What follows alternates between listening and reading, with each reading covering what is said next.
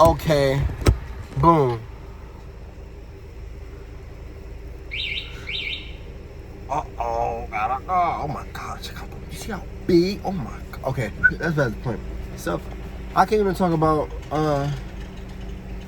you know, can't even talk about, struggles of Tourette, struggles of being an athlete, pros and cons of being an athlete, you know, just things of that nature. You know, my journey, you know, like what I've been through, things like that. So, it all started when I was 5 years old. But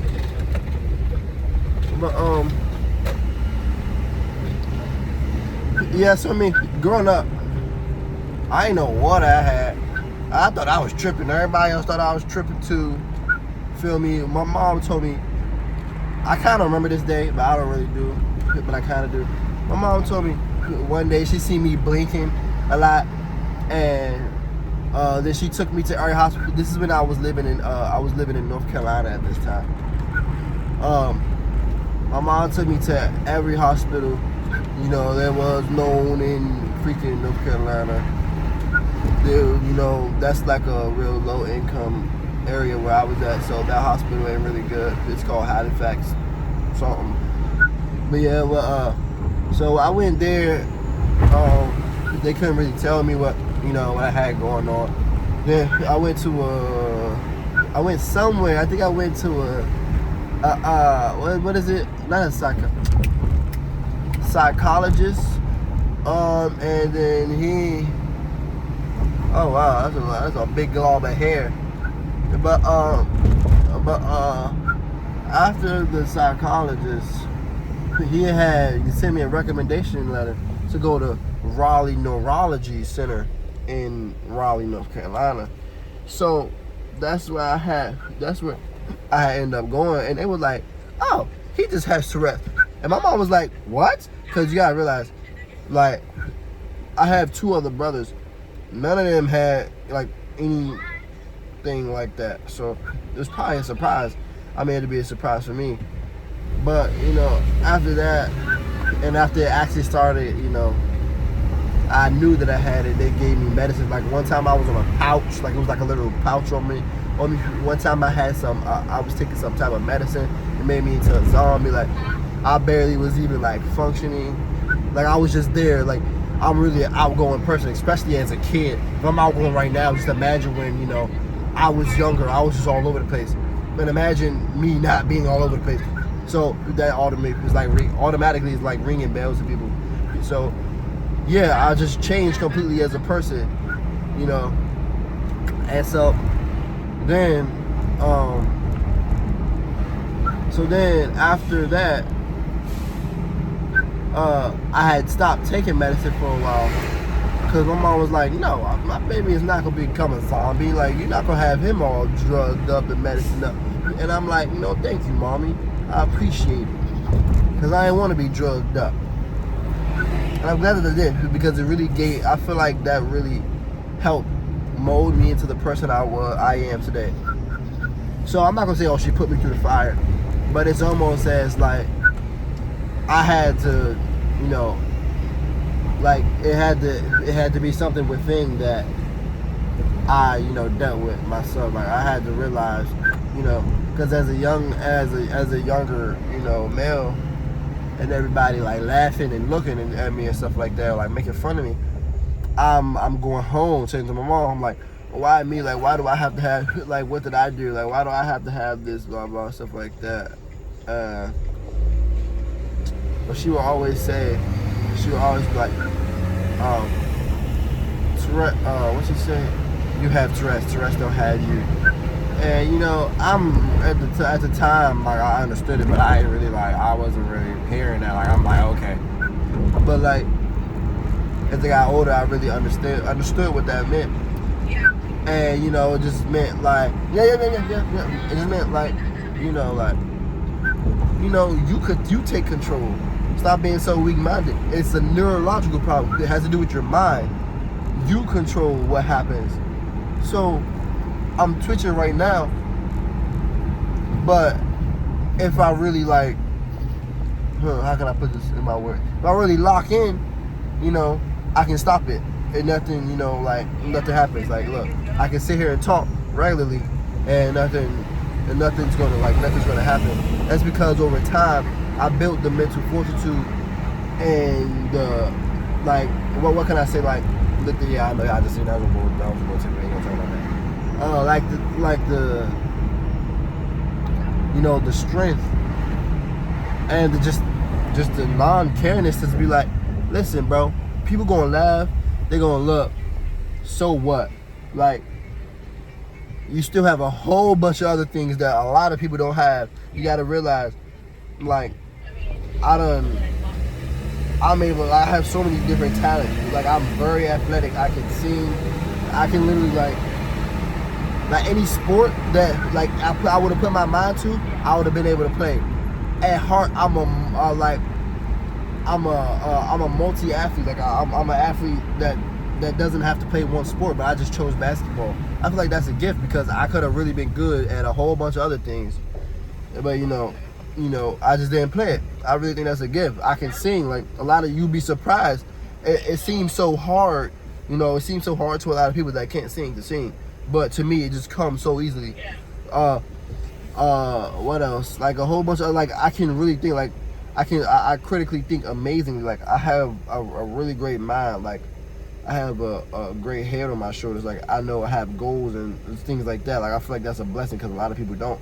A lot of people my age, especially where I'm coming from in DC, they just crash off. Like, they just, you know, going to jail for the rest of their life, selling drugs, trying to get money, you know, the wrong way. And, you know, everybody can do that, but it's paid out, you know. So, you know, so I think that, you know, there's gifts and things like the perseverance that I have is just outmatched. Like Mike Tyson said, my style is impetuous, my defense is impregnable. Like OSRS. I can really like I'm always in that gym. Like, I'm always like striving to be a better person because I have examples around me of what could have been. Like, there's a lot of, you know, could have beens in the world, in everybody's life. So it's like, I'm not trying to be a could have been. There's a whole bunch of could have beens, but the 1% are the, you know, are the did bins. Not the dead bins, but, you know, they are the people that, you know, actually did what they wanted to do. And that's the type of person I want to be. So I feel like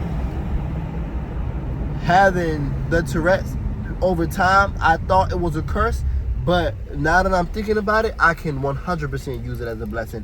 And people have always told me, use your Tourette's or use your singing, you know, to get you somewhere, or use, like, your acting abilities, use your mind to get you places.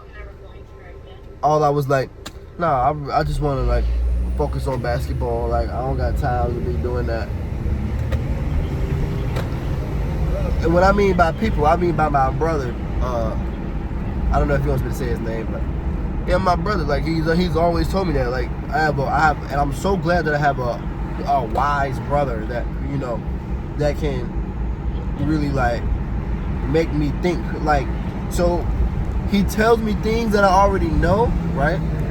Like, some of the things that he tell me I'm already knowing, but it's great to listen because even though I already know about that topic, it's more things that I can know about the topic. So just because you know something about a topic don't mean you know everything about the topic. So when he talks to me about a topic and I'm like, oh wow, I didn't know that, you know, and I'm really, you know, blessed to have an older brother that, you know, cares enough to, you know, do that. It's just so many blessings that you can, you know, you can say. Like, you always got to think positive because life is what you make it. You got to understand that. We're like, think about GTA. I know, like, what's his name, Andrew Tate, he says it. Like, think about GTA. Like, you create your own character, blah blah, you build yourself up. It's the same thing in life. Like, literally, like, as a man, as a woman, as anything like that, you gotta build yourself up. So no matter where you going, you, like, where you at in life, it's up to you. It ain't up to nobody else because ain't nobody coming to save you. You remember that, ain't there's nobody coming to save you. Like, I promise, there's nobody coming to save you. You gotta save yourself. you gotta save yourself. And you know, I mean, it could be a real hard world, or it could be real, you know, or you could be, you know, real relaxed, something that, you know, you're taking real easy. And as teenagers right now, we got it real easy. But I've seen both sides of that life already as a teenager, you know. And when I tell you, you don't want to be out here alone, because you don't know how to live. And then when you're a teenager, you don't really know how to live right then and there. You don't at all. You have to, you know, it's just experience and growing up in life, and just things that people have to teach you that you just don't know about. So figuring it out on your own, that ain't really the move. If you have to, yeah, you have to, and I feel you. But figure it out on your own, nah. Utilize everything you can use. Like, I talk to my mom, my dad, my stepmom, my brother. Like, I talk to all of them about credit, because I ain't know a thing about credit. But now I know about, like, utilization rates. I know about when to, you know, when to make a dispute for something on your credit report, like a hard inquiry. I know how long a hard inquiry will last on your credit report. I know, you know, what a good credit score or FICO score is so you can get a 0 down on a car payment. And that's not based off of my research. That's based off of them telling me. So I didn't have to go and research. So, you know, it's like, you know, like in life, you have to look at things not as, you know, oh my goodness, why is this happening to me? Why do I have this less people in my life? Because I might not have, you know, the biggest, like, family, or like the amount of people that I can trust in my life, but I have enough. Like, like, we might not have family reunions or things like that. I might not have a real well-oriented family, but I have enough people as to where, you know, I think of it as a blessing in the family that I do have. I think of them as blessings, like, every day. Because one day you could be all alone by yourself, and, you know, you got to make that count. Like, you only get one mom, one dad, shoot, one, like, okay, you get more than one aunt, but you know, like, you get more than one grandma too, more than one granddaddy, but, like, you got to really, you know, utilize the pieces around you. Like, it's chess, not checkers. Like, literally, like, it's a whole bunch of different little sayings that you can say about it, but, like, yeah, I kind of got off track, but I was just talking about my life and, like, you know, the way, you know, I'm living. But yeah, as far as Tourette's in basketball, like, it kind of, I know you kind of don't, you probably won't see where I'm coming from right now, but it goes hand in hand. Like, the confidence to have Tourette's and not care about what people say, and twitching in front of somebody, and you know that they're looking at you like, what is he doing? Oh my gosh. Or you know that people, like, pull their kids closer to them because they think, like, you're a crackhead or you're crazy or something. The way people look at you when you walk into a store, not only because you're a black man, but then also you have a Tourette, like, you're twitching, they automatically, like, think the worst. So having all of that confidence to just not give a crap, it automatically translates to basketball. The confidence that I have on the court is literally, like, it's unmatched. Like, I'll take any shot. If I airball, I airball. Guess what? You shoot 100% of the shots. 100% of the shots you do not take. So you're gonna get another chance to shoot. Make it count. You missed that, okay, that's cool. You gotta, you know, practice again. You know, that's simple. It ain't nothing to, you know, be worried about. Like, we just keep practicing, keep going. Your confidence builds up like that, and then I also have a blessing on my side that is the Tourette's part, whereas the confidence is just automatically there. Talking to anybody, I automatically have confidence. I go to them, hey, how are you? But such and such. I'm a conversation starter. Feel me? Critical thinker. You feel me? All that. It's a whole bunch of stuff that comes into this that, you know, a lot of people don't, you know, express, because a lot of people, you know, crawl up into their shells. A lot of people start feeling bad about themselves. That's the thing. You cannot feel bad about yourself. You can't change it. Of course, I wish I didn't twitch. Of course, wish I could just have a kill switch or something like that. But guess what? Ain't no kill switch. You gotta live in reality, bro.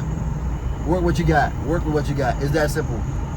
Like, always like as far as basketball, I always wanted to be real tall. Real tall, 6'9", 6'10", 6'11", 7 foot. Demigod.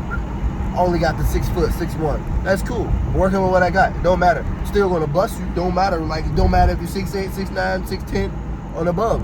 It doesn't matter, because guess what? We all gotta breathe the same. We all lace our shoes up the same way. We all walk up the same court. We all dribble the same basketball. It's all the same. We all have the same goals. We all bleed blood. It's fair game. Ain't nothing different. Ain't nothing different. And that's what you have to think. Because if you don't, you're just gonna fall into a depression. Especially if you feel like, especially if you're not reaching where you want to be in life. Especially when you have something that, you know, you're embarrassed of, or blah blah, a whole bunch of other stuff. You're like a whole bunch of insecurities. Having a whole bunch of insecurities is just bringing you down and down and down. But it's natural, you know, we're humans. The thing about it is what you do about it is what defines you as a person. And that's what will make or break you. And I did not let Tourette's make or break me. I did not let not getting to 6'9" and above break me. I did not let my goals of getting to the NBA by the time I'm like 18, 17 get to me. Because guess what? I'm going to get to the NBA no matter what. I did not let my goals of, you know, getting into a D1 school right then and there break me. Because guess what? I know I'm a D1 player. I just gotta, it's not really about what you know, it's about who you know. You know, I didn't really, I didn't really, I wasn't good enough, and that's on me. 2, I really didn't have a really good connect to actually put me in that spotlight. And that's on me, because I chose my own school. All that's on me. Like I said, life. It's your life. Ain't nobody coming to save you. You have to do everything, to something, whatever goal you have to do everything to achieve that. And guess what? All of this mindset right here, all of this came from just having Tourette's, feeling bad about myself, wanting to make a change for myself, having that killer mindset to where you ain't gonna beat me, you're not gonna outwork me. I will get up earlier than you. If I feel like you get up at 4, I'll get up at 2 a.m. I'll get in the gym. Don't matter. Ain't no way that there's no way that you're gonna be a better man. Feel me? It's just like a pride thing. There's no way you're gonna be a better man. Like there's no way that when I get older, I don't have really amazing stories to tell my kids. There's no way when I get older I'm not gonna be able to tell my kids, yeah, like I completed my goals. No way I'm not gonna be able to do that. I'm gonna be able to tell my kids, yeah, I completed my goals. And on top of those goals that I completed, I did even more than what, I wanted to do. Like that type of stuff right there, thinking about the future things, think about the people that really matter to you before they even matter to you. That's where, that's how you really get to where you want to go. Having responsibility, putting the own chip on your shoulder. I got a big chip on my shoulder. I know my family counting on me. Ain't no way I can let them down. There's no way. What type of man, what type of son, what type of brother, what type of nephew, what type of cousin, what type of uncle, what type of, anybody would I be if I don't help the people that I care about out? I'm useless. I'm a useless man. Protect, provide. That's the key word, provide. Ain't no way that I'm not gonna, achieve my goals and be able to provide for my family. And even if I'm not achieving my goals right then and there, I'm still gonna be able to provide. Because guess what? Oh shit. It don't rain always. Stormy days don't last forever. at all. So we here 8, 6, 4. Farley, leave it at the door. Okay, I'll be right back. Oh man, I'm sore.